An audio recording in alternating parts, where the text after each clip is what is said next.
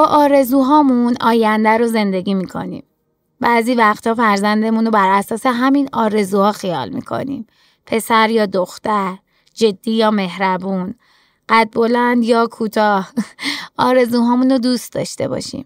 اما به اینم فکر کنیم که شاید فرزند ما شبیه هیچ کدوم از آرزوهامون نباشه. سلام. به اتاق روشن خوش اومدین.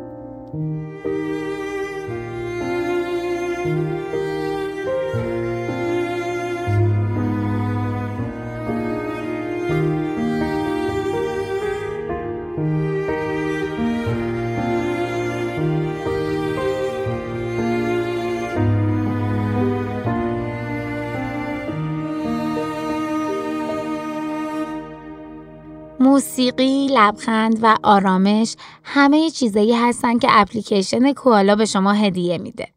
با هر آهنگ و داستان جدید لحظه های شاد و آرامش بخش برای خودتون و فرزندتون خلق کنید.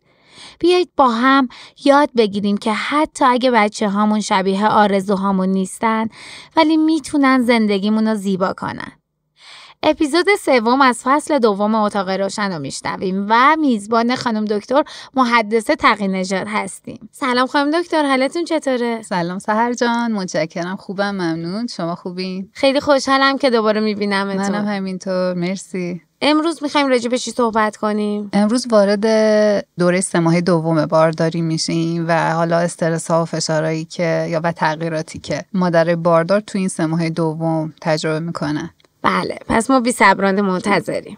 خواهش میکنم. وقتی 3 ماهه دوم شروع میشه و یه مامان باردار دیگه وارد 3 ماهه دوم میشه، یه خبر خوب معمولاً براش محسوب میشه و اون اینه که اون احتمال بالای سقط جنین که تو 3 ماه اول وجود داشت و اون دوره‌ای که خیلی بحرانی محسوب میشد و دیگه رد کرده و احتمال اینکه از این جا تا آخر بارداری بچه بمونه خیلی بیشتر از اون 3 ماهه قبلی هست که پشت سر گذاشته. پس خیلی از مادرای بارداری که تا 3 ماهه اول هنوز به خاطر اینکه این خطر رو حس می‌کردن که ممکنه اتفاقها اونجوری که دلشون میخواد پیش نره، ممکنه بارداری به دلایل زیستی مختلفی که ممکنه اتفاق بیفته متوقف بشه، به کسی اطلاع نداده بودن بارداریشون رو و حتی گاهی وقتا به خودشون هم خیلی امید نداده بودن که بخوان دل خوش کنن به بودنش که بعدن اگه یه وقتی از دستش بدن غم عمیق رو کمتر بخوان بچشن.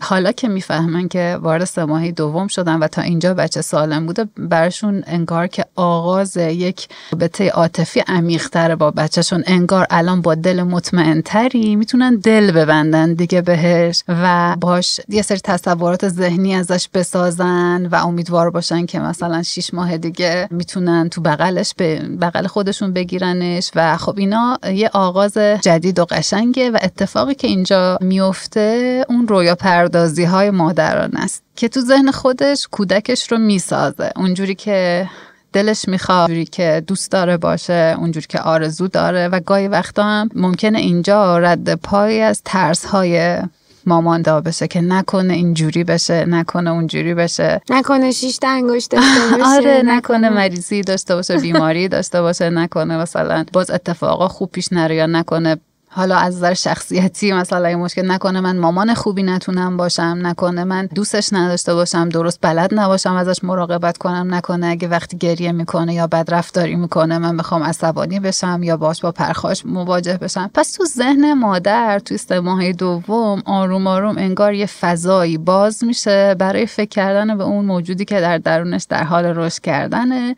و توی این فضا هم در واقع اون تصویرهای مثبت و دوست داشتنی و خوب و ایدئال سازی ها هست، هم ترس ها، نگرانی ها و اضطرابایی که مادر در مورد آینده این کودک در درونش داره. پس عملاً آره کاملا طبیعیه. خیلی از مادرها، شاید بتونیم بگیم همه مادرای دنیا احتمالاً تجربه ای از اینها رو دارن و این اضطراب و نگرانی باعث نمیشه که تاثیر منفی بذاره رو جنینشون. مرسی، سوالت خیلی قشنگ بود. معمولاً این اضطرابا معمولاً اینقدر زیاد و شدید نیستن که بخوان باعث بشن که بدن مادر توی حالت خیلی برانگیخته به لحاظ اضطرابی و ترشح هورمونای اضطراب و اینا به سطح خیلی بالا قرار بگیره. معمولاً اینطور نیست. اگه واقعا اینقدر زیاده که مادر داره اذیت میشه، احساس میکنه که مثلا یه سری نشونه های بدنی حتی پیدا کرده، وقتی به اینا فکر میکنه تپش قلب میگیره، علائم بدنی اضطرابو داره تجربه میکنه، اینجا خوبه که با یه مشاوری صحبت بکنه. ولی معمولا به این حد نیست و فقط یه سری افکاره که میاد تو ذهن مادر و ممکنه که مادر گهگاهی بهش فکر کنه و ترکیبی از افکار مثبت و منفی. و اینجا یه تصویری پس ایجاد میشه از اینکه کودک من کیه، چجوریه و چجوری میخوام باشه. جالب اینجاست که حالا ما اسم اینو میذاریم کودک خیالی، چون با واقعیت اون کودکی که در درون مادر در حال رشد کردن احتمالاً هیچ شباهتی نداره و اون خودش خواهد شد. اون یه بچه‌ای میشه با شخصیت منحصر به فرد خودش و اینکه مامانش تو این دوران در موردش چه تصویرسازیایی کرده، چه حالا ترس‌هایی در موردش داشته یا چه امیدهایی بهش داشته، شخصیتش به اینا هیچ ربطی پیدا نمیکنه معمولاً. پس توی این یه نکته خوب هست از یک طرف اینکه نگران نباشین اگه چیزایی هست که شما رو میترسونه از اینکه نکنه کودکتون دچار یه سری مشکلات باشه یا رابطتون با کودکتون دچار یه سری مشکلات در آینده باشه، هیچ ربطی به این پیدا نمیکنه که واقعا اتفاق بیفتن. نگرانیایی که شما تو ذهنتون دارین بیشتر برمیگرده به خودتون، گذشته‌تون، تجربه هاتون، افکارتون و هیچ ربطی به اینکه واقعا آینده چه اتفاقی میفته نداره. اتفاقا خیلی خوبه که حالا شما اینا رو که بهش فکر میکنین آگاه میشین به اینکه در درونتون چی میگذره، مثلا نگران چیا هستین، شناخت بیشتری از خودتون پیدا میکنین. مثلا ممکنه متوجه بشین که چقدر سلامتی بچه براتون مهمه یا چقدر از ترس اینکه نکنه مثلا اشکالاتی که تو رابطه با مادرتون تو بچگی داشتین در آینده تاثیر منفی نذاره روی رابطه با فرزندتون که شما هم شبیه مادرتون بخواید باهاش رابطه برقرار کنین. و خب این یه آگاهیه، میتونه بهتون کمک بکنه توی مسیر مادری کردن.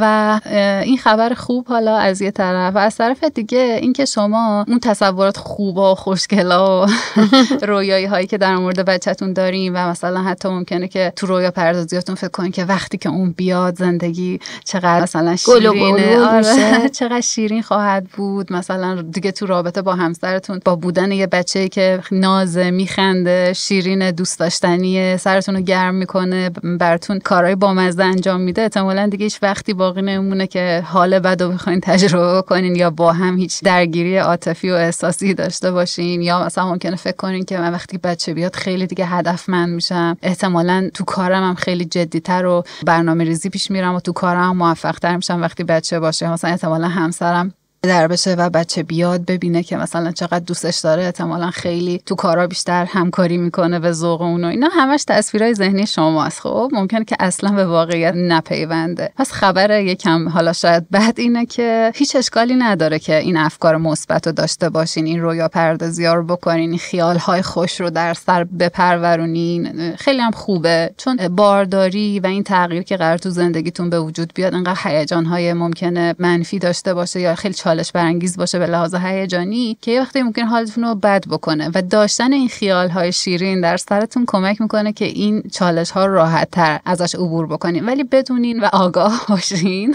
که قرار نیست همه اینا اتفاق بیفته. اینا یه سری تصاویر ایدئال هستن از یه بچه ایدئال، یه زندگی زناشویی توأم با کودک که خیلی ایدئاله و فقط طرحی هست از آرزوهایی که شما در دلتون دارین و این طرح لزوما قرار نیست به واقعیت تبدیل بشه و از طرفی لزوما هم این افکار نمیتونیم بگیم افکار ناسالمی هستن، غلطن، ایدئال گرایی تو بذار کنار فلان. هیچ اشکالی نداره، به خود اجازه بده رویاهاتو داشته باش، خیالای شیرین تو داشته باش، فقط قضاوتشون نکن، فقط خیلی بهشون دل نبند و اینکه بتونی یه مرزی رو داشته باشی که اینا رویاهای منن، آرزوهایی هن که من دارم. اگه به واقعیت تبدیل نشدن آره ممکنه نشن، بد خلقی نکنم، آره میپذیرم که ممکنه نشن، خیلی خیلی قشنگه که بشن ولی خب ممکنه نشدن دیگه چالش نشه برام دیگه. من کنترلی روی به تحقق پیوستن اونها ندارم ولی قشنگن، دوستشون دارم و حالم خوب میکنه.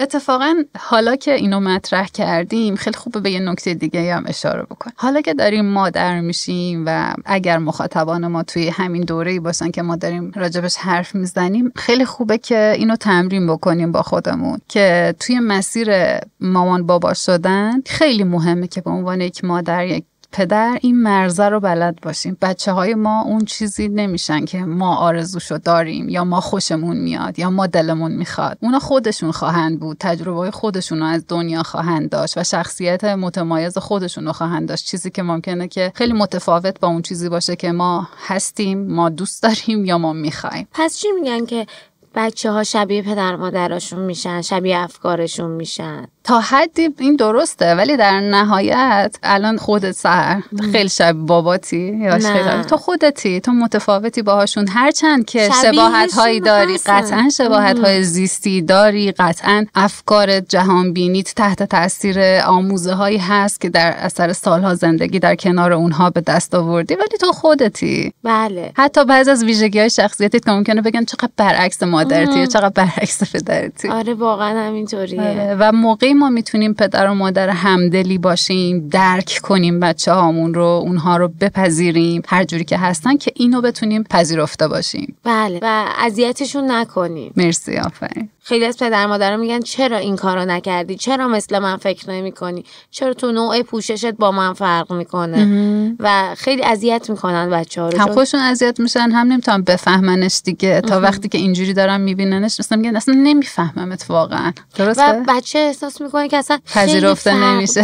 فرق داره با پدر مادرش، چقدر دور ازشون. فاصله روانی ایجاد میکنه. دقیقاً همینطوره. چیزی که متضاد همدلیه. مثلا بعضی از مادر میگن تو توی شکم من بودی، من این وضو میگرفتم، من نماز میخوندم، من این کار رو میکردم، من فلانجا میرفتم که تو اینطوری بشی، ولی تو اینطوری نشدی. حالا توی خانواده های مذهبی اینطوریه که من با مثلا وضو به تو شیر دادم، من کل تایم بارداریمو 5 بار قرآن رو ختم کردم، ولی تو چرا اصلا کلا با من فرق داری؟ دقیقاً. مرسی. یعنی من در آرزوی این که تو انسانی باشی با قلبی، حالا با ایمان و روی کرده خیرخواهانه به جهان و نمیدونم دیدن خوبی‌های زندگی و اعتقاد به خدا و اینا، ولی من این آرزو رو داشتم، پس تو الان باید اون آرزو رو برآورده بکنی. حالا اگر اعتقادات مذهبی داشته باشین، گفتن ذکر و عبادت کردن میتونه همون تاثیر داشته باشه که گاهن مثلا مدیتیشن، یوگا اگه واقعا عمیقاً و قلباً انجام بشه میتونه واقعا آروم بکنه، استرس و تنش‌های مادر دور بکنه، مگه به شکل عمیق با حضور ذهن و حضور قلب انجام بشه، نه اینکه فقط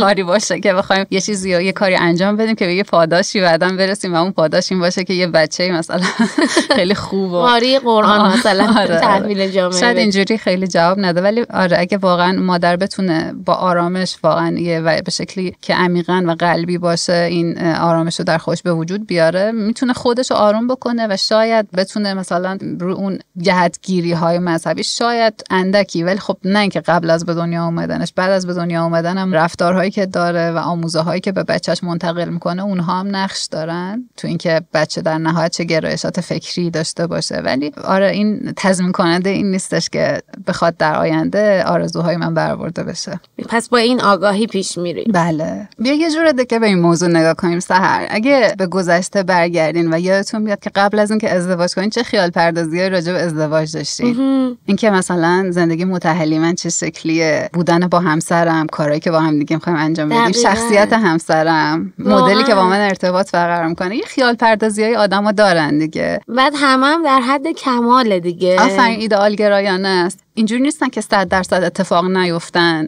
ولی اینجوری هم نیستن که 100% اتفاق بیفته. بله واقعا همینه. آره. اینم همونه. و شما بعد اینکه ازدواج کردین یه تصویر واقع گرایانه ایجاد شد در اثر تجربیاتی که تو مسیر زندگی با همسرتون براتون اتفاق افتاد، بالا و پایین ها، تلخی ها و شیرینی ها، اختلاف نظرها.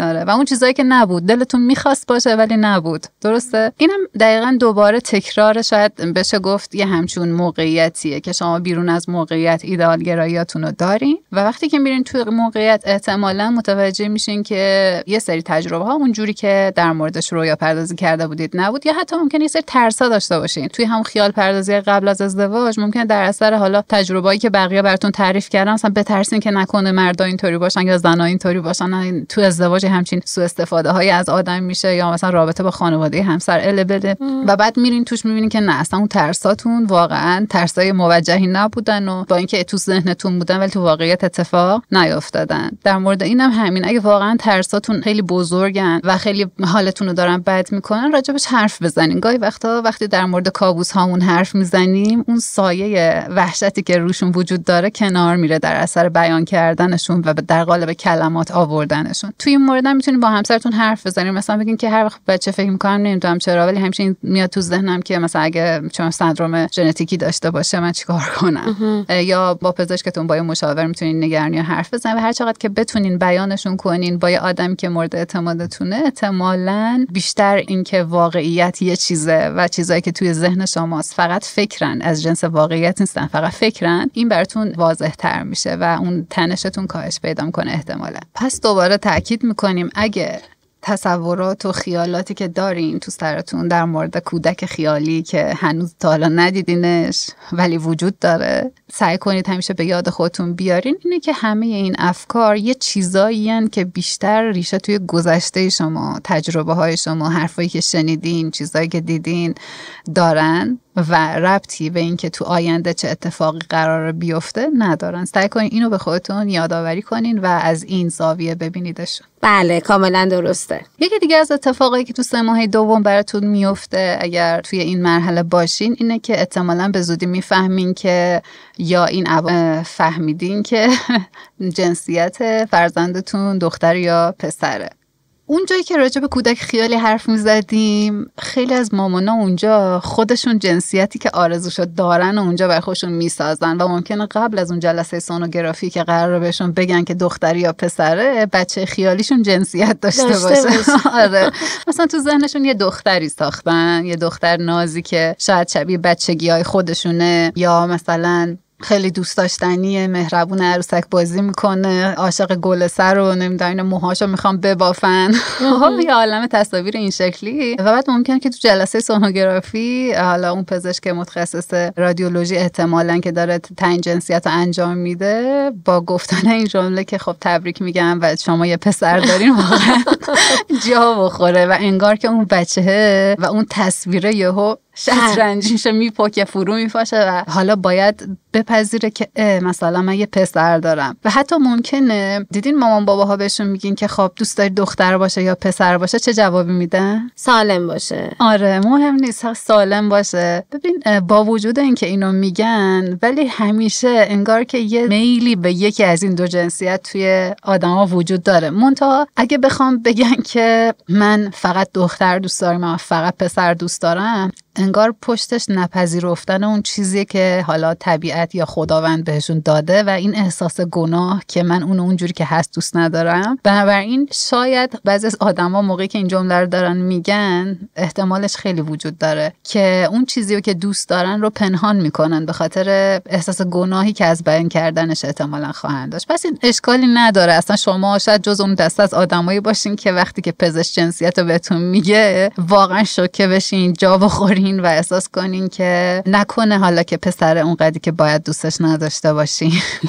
یا نکنه حالا که دختره و شما پسر دوست داشتین نتونین مامان خوبی براش باشین یا دوستش ندارین یا همیشه شاید این آرزو تو دلتون باقی بمونه که کاش اون دختر بود. جنسیت یکی از ویژگی‌های بچه شماست در کنار یه عالم ویژگی دیگه که بعدن که به دنیا بیاد و بزرگ بشه پیدا.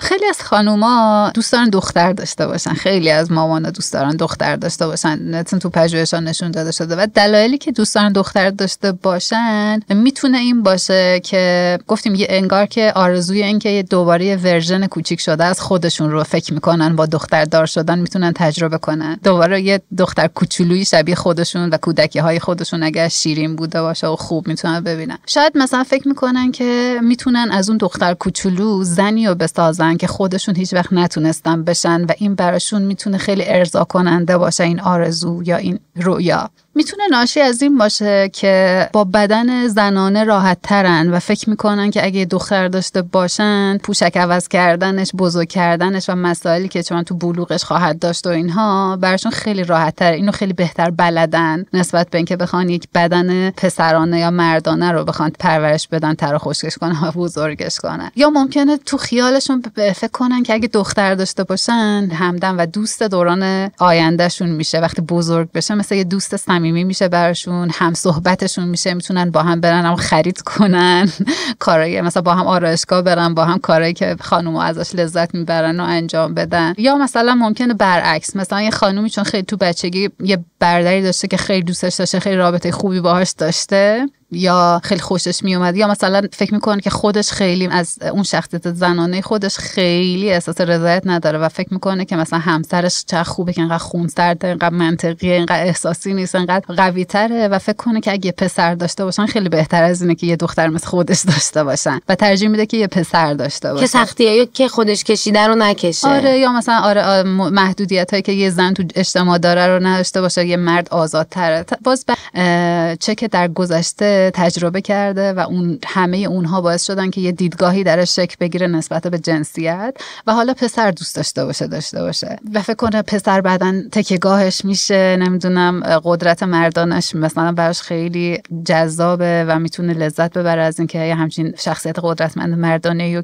خودش پرورش داده و اینها. ولی خب باز اگه یه همچین خانومی تو جلسه سونو بهش بگن که مبارک باشه شما یه دختر کوچولو دارین آره احتمالاً آره میخوره تو ذوقش و سوگوار فرزند خیالیش میشه. بله. ولی خب حالا اگه شما جز این گروه از مامانا هستین که این شوکو تجربه میکنین، یادتون باشه که ممکنه شما یه دختری داشته باشین که اصلا به کارهای دخترونه علاقه نداره، مثلا عاشق خرید کردن نیست خب، یا مثلا اصلا خوشش نمیاد موهاشو با گل سر و کلیپس و اینا ببندین و دوست داره همیشه موهاش باز و چیز باشه و خیلی اسپورت بپوشه و اینها. یا برعکس ممکنه شما یه پسری داشته باشین که خیلی آدمیه که اون بعد احساسیش قویه و خیلی راجع به احساساتش خوب حرف میزنه، بیانشون میکنه و با اون کلیشه های ذهنیتی که شما در مورد یک جنسیت مردانه دارین متفاوت باشه. این یه نکته برای اینکه خودتون رو بخواین آماده کنین که این تفاوتش با اون تفاوت بچه واقعیتون با بچه خیالیتون رو از نظر جنسیتی بپذیرین. اینکه جنسیت و رفتارهای جنسیتی مطلق نیستن. دومین نکته این که این احتمالاً اولین باری نخواهد بود که شما جا میخورین از اینکه بچه‌تون اونجوری که فکر میکنین نیست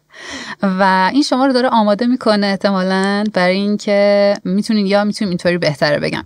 خیلی خوبه که از اینجا به بعد آماده این باشین که مواجه بشین با بقیه ویژگی هایی که احتمالا اون داشته باشه و شما رو شوکه بکنه و فکرش هم نمی‌کردین که اون این مدلی باشه. مثلا ممکن تو ذهنتون بچه‌تون یه بچه‌ای باشه که خیلی آرومه، مثلا یواش یه گوشه میشینه بازی میکنه، عاشق کتاب خوندنه و وقتی که به دنیا بیاد و چند ماه بعدش متوجه بشین که بچه شما خیلی عاشق تحرکه، پر حرکته، خیلی خوشش نمیاد یه گوشه بشینه که براش کتاب بخونین و دوست داره که به پر و بدو کنه و شما تمام روز رو باید دنبالش بدوین و مراقب باشین که بله سر خوش نیاره مثلا موقعی که 1-2 سالشه و خیلی متفاوت با اون چیزی که فکرشو می‌کردیم. پس اینجا یه فرصتیه برای اینکه دوباره این نکته رو یادآوری کنیم که توی فرزند پروری یکی از مهمترین چیزایی که باید داشته باشیم اینه که بچه‌مون اونجوری که هست بپذیریم و این که انتظار داشته باشیم اون جوری باشه که مادلمون میخواد باشه و آره و این پذیرفتنش هر جوری که هست، هر جنسیتی که داره، هر در واقع ویژگی شخصیتی که احتمالاً خواهد داشت،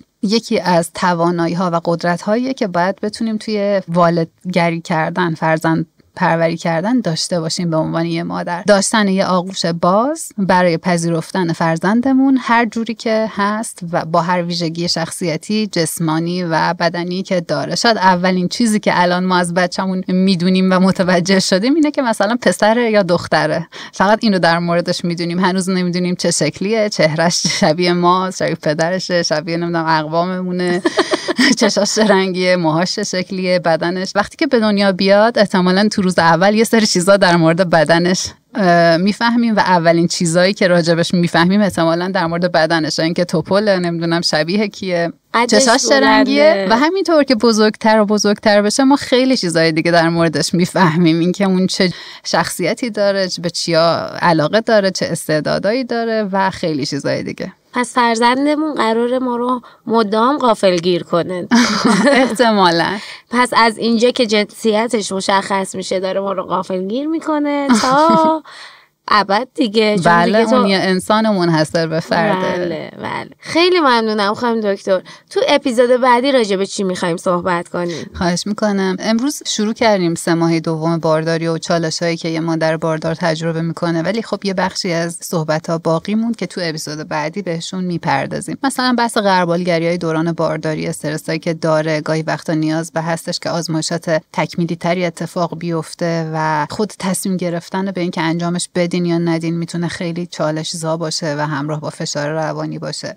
بحث تغییرات ظاهری که آروم آروم اتفاق میفته تو بدن مادر و کنار اومدن با اونها میتونه سخت باشه گاهی وقتا و پذیرفتنشون. اینکه بخواین این خبر رو تو محیط کارتون اعلام بکنین یا توی روابط اجتماعی دیگه که دارین شما رو دارن میبینن و آروم آروم دارن متوجه میشن که شما تغییر کردین، اینو چجوری اعلامش بکنین. یه سری مسائل اینجوری که با تو 3 ماه دوم مطرحه، حتما موضوع بحث ما توی اپیزود یا اپیزودهای بعدی خواهد بود و تا بتونیم به مادرای بارداری که مخاطب ما هستن و ما رو دنبال میکنن آگاهی هایی بدیم که بهشون کمک بکنه چجوری با چالش های 3 ماه دوم کنار بیان و درکی از این پیدا بکنن که تو خیلی از این چالش ها تنها نیستن و این چالش ها مال خیلی از مادرای دیگه دنیاست که این مرحله از زندگی رو پشت سر میذارن. بله خیلی ممنون. خواهش میکنم. ما منتظرتون هستیم. منم همینطور، امیدوارم که بتونم کنارتون باشم. بله خیلی ممنون. خدا نگهدار. خدا نگهدار.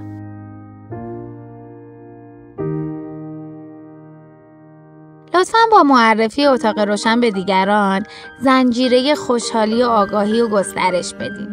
هر روز با هم در کنار هم رشد کنیم. ممنون که کنارمونید.